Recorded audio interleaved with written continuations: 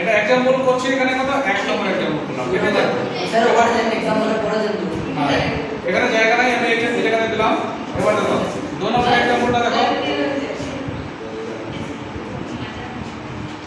ঠিক আছে আবার মোটামুটি কোশ্চেনটা একটু ইজি করছি যেন বোঝার সুবিধা হয় দেখো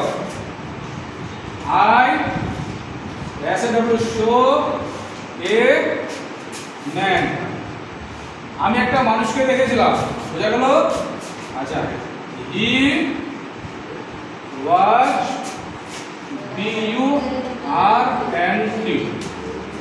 burned he was burned burned মানে কি বলো তো পুড়ে যাওয়া আগুনে পুড়ে যাচ্ছে না সেটা বলছে বার্ন তাহলে কি হলো আই শো এ ম্যান আমি একটা মানুষকে দেখেছিলাম মানুষটা কি এখানে পুরুষ মানুষটা কি এখানে পুরুষ বলে এখানে এই ম্যানের প্রোনাউন এখানে কি বসেছে হি ম্যানের প্রোনাউন কি বসেছে হি হি মানে সে বলতে এখানে কে ম্যান মানুষটা কেমন ছিল বার্ন বার্ন মানে কি পুড়ে যাওয়া এই যে পুড়ে গেল কিনা এটা হলো কি একটা অ্যাডজেক্টিভ এটা কি হলো অ্যাডজেক্টিভ তাহলে এখানে মানুষটা কি বোঝাচ্ছে এখানে মন্দ কথাটা বোঝাচ্ছে ভালোটা বোঝাচ্ছে না ঠিক আছে এই বার্ন মানে কি হচ্ছে ওটা পুড়ে গেছে মানে এর মন্দ কথাটা কিন্তু অ্যাডজেক্টিভ দ্বারা তুলে ধরা হচ্ছে তাহলে দেখো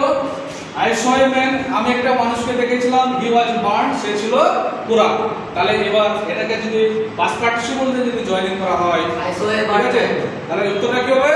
I saw a burn man কে বলতে পারবে বলো আমি স্যার রেসাও বলো I saw a burn man I saw a burn man এখানে ম্যান আছে তাহলে ম্যান হবে তাহলে উত্তরটা লিখে দেখো আই শো এ বার্ন চলে আসবে এখানে অ্যাডজেক্টিভ ওয়ার্ডটা B U R N T burn এবার এখানে কি আছে ম্যান ওটাতে বয় ছিল তো বয় লিখছিলাম এটাতে ম্যান আছে তাহলে এখানে লিখতে হবে কি এম এ এন ম্যান তাহলে সঠিক অ্যানসার কি হলো I saw a burn man আমি একটা পুরো মানুষকে দেখেছিলাম এই হচ্ছে পাস্ট পার্টিসিপল এর एग्जांपल বুঝা গেল সবাই यस স্যার ওকে